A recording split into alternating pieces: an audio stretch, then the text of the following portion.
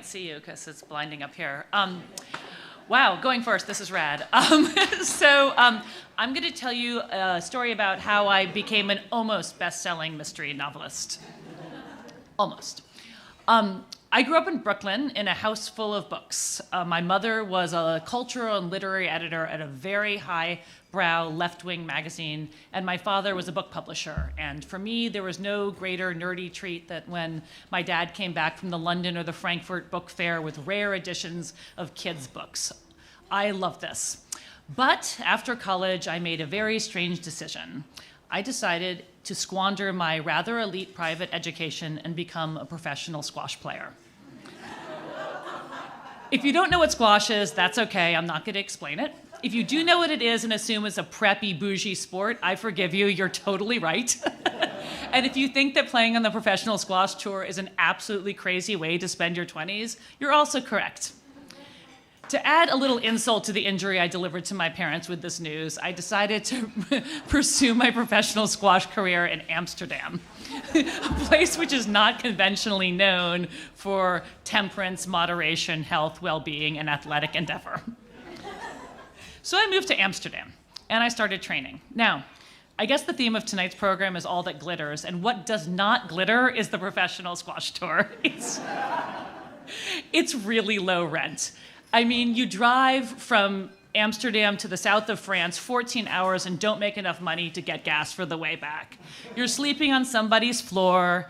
You're playing squash in 5 different cities and 5 different nights for $50 just to cover the basic cost of using your mobile phone. There's absolutely no support, and none of your friends care whether you're ranked 2 in the world or 22 or 222. It makes no difference to them because they have never heard about what you're doing. So for a few years, I had a lot of fun doing this. And then it occurred to me that I was kind of wasting my time living in Amsterdam being healthy and training and waking up at 8 in the morning and spending 6 hours on court and stretching and doing stuff like yoga and having, a physio and a nutritionist, all of whom were a little confused about why I wasn't particularly healthy. So I realized Amsterdam had a lot more to offer, and I started to explore that. Not that I hadn't started to explore that at the beginning, which is the reason that I moved there. I think my parents started to figure out that perhaps this was not a really successful way for me to be spending my life. And suddenly I started getting emails and mail. It was back a long time ago. Email wasn't as popular, with suggestions about how I might change careers, grad school applications, jobs in magazines, maybe some internships, fellowships. But I had a better idea. So I called my dad one day, and I said, I know this doesn't make a lot of sense to you, but I'm going to stay in Amsterdam, but I have a way to make this work. I'm going to juxtapose my professional squash career by writing a novel. And there was silence on the end of the phone. Now, my dad and I remember this slightly differently. I think I'm right. I remember him saying to me, but you have no interest in fiction, and you've never written fiction before. To which I thought, well, no one who's ever written a novel before has written a novel before. And after all, I grew up in Brooklyn, which is where the novelists come from. We grow on trees. It's in my bloodline, and it's my birthright. And literally, Jonathan Lethem grew up a fucking block away from me, so I'm going to be able to do this. When I recount this story to my dad, all he remembers is, when you told me that, my heart just sank. Which is super not reassuring. Anyway, I had it all figured out. I was gonna write a novel. I grew up in Brooklyn. It was gonna be dead easy. Now, you would have thought that I would have totally forgotten, or totally remembered, all those books I read as kids that came from the Frankfurt Book Fair, all those cool, edgy translated books, all those, smart fiction, literary fiction, everything. But when I started to write, it's like I never had read a book in my life. I wrote the most insane novel I can imagine. It was about a fabric designer who can talk to fabric. Now, I tried to use my roommate's sewing machine while writing this book, and I immediately broke it. It was also about a magician who can do magic, and I fucking hate magicians. It was set in Las Vegas, a place I've been to precisely one time, and somebody goes swimming with a whale in an aquarium in Philadelphia. It was like I had no idea what a book was, although I'd spent my life reading books. Needless to say, this book did not set the world on fire. So I moved back to Brooklyn while it was in submission after 7 years of cooling my heels in the Netherlands, much to my parents' excitement. And while I was waiting for this book to come out, I moved to a neighborhood called Red Hook, which is also a place back in the day not known for its moderation. It was a wild, unhinged party that never ended. So this book goes into submission, and it's rejected 39 times, and the 40th publisher bought it. So, I'm excited. I'm in Brooklyn, I've sold my novel, life is going to be good. Like, I'm embracing this new Brooklyn novel lifestyle, and I realized the problem with writing one book is you've got to write another one, and I have no idea what to do. So one morning around 11, which was morning for me back then, I called my mom, which is something that my parents have gotten used to over my novelist career. Even now, I'm 46 years old, I call my parents and I berate them for allowing me to pursue a career in the arts. It's their fault entirely that they let me do this. Writing is hard, and it's their fault they let me do it, and I suck at plot. This will happen at 2 a.m. Anyway, so I call her and I was like, I have to write another novel. What should I do? And my mom says, well, why don't you write about what's going on outside your window?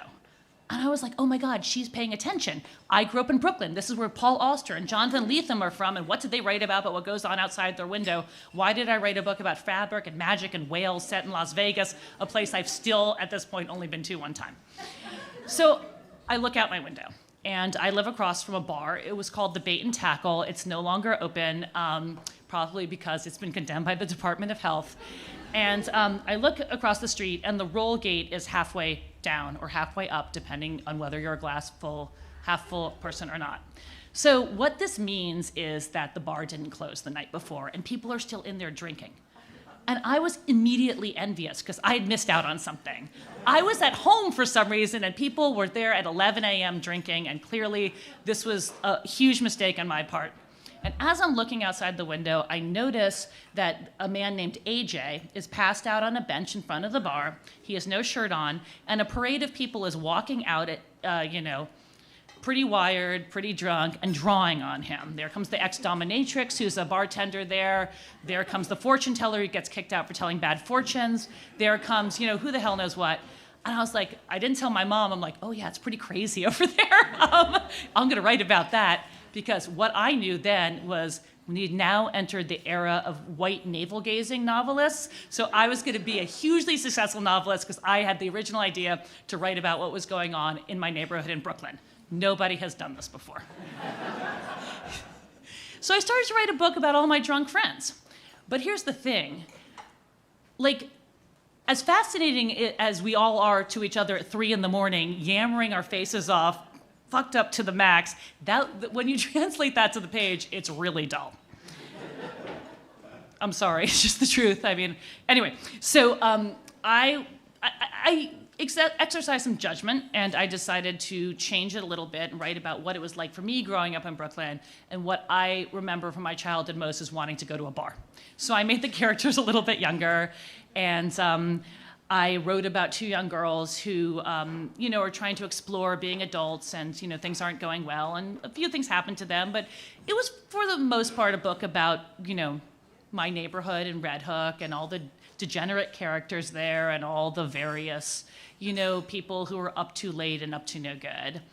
And this book sold overnight. So now I knew I had something. This was my National Book Award winning novel. I was going to win awards. I was going to write about Brooklyn. I was the next Jennifer Egan. This was going to happen for me. So about 9 months into the production cycle, I get an email from my editor, and she shows me the cover. And she's like, what do you think of this cover? I open it up, and it's dark. It's really a dark cover. It's black. It's the pier in Brooklyn where these girls go swimming. And I call her up, and I say, well, why is the cover so dark? And she says, well, don't worry, Ivy. She's from the South. She's like, just imagine the big old quote from Dennis Lehane on the cover. It's like, Dennis Lehane, the mystery novelist, the crime novelist, why the hell would he blurb my book, and why the hell are you sending it to him? That's a terrible mistake. And she's like, honey, you wrote a mystery novel. And I remember my heart sank. No mystery novelist is ever going to win the National Book Award. I was going to be toiling in the ghetto of genre forever. And I caught my breath, and I composed myself, and I thought of the only thing I could think of saying to salvage this horrible moment, which is, will they sell it in airports?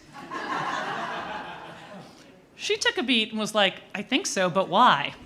Anyway, turns out they did sell it in airports. And it turns out people who buy mysteries love them.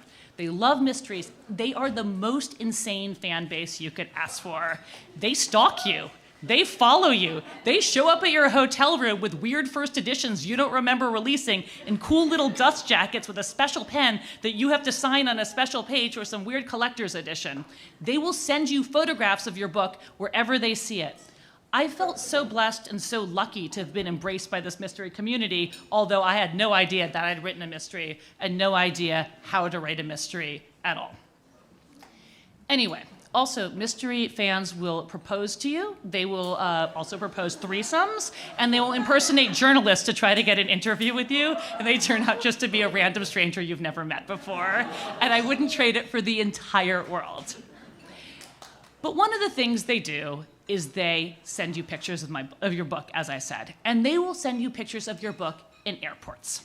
And it's become quite comforting to me to know that you can go to Pittsburgh or Cleveland or Detroit or New Orleans and see my book. And when I'm traveling to all of those places, I kind of take a look to see if my book's in there. And it is. Sometimes it's at that end cap, you know, the part where there's the 3 for the price of 2 books and you can get mine for free. And I'm totally happy with that. And if you ever see my book there, I suggest you take a look to see if I've signed it.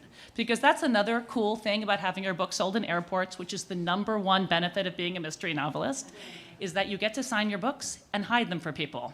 And if you see my book there and I suggest you buy it because one of these crazed mystery fans might show up at your house because it's a weird, valuable collectible that neither of us understand. And they will want that book from you. And they will take it, and they will try to buy it. And not winning the National Book Award is totally fine because of the rare eventuality of a weird collector finding a book that I signed in an airport and thinking it is valuable is worth anything. And it is the most important part about being a crime novelist. So, thank you.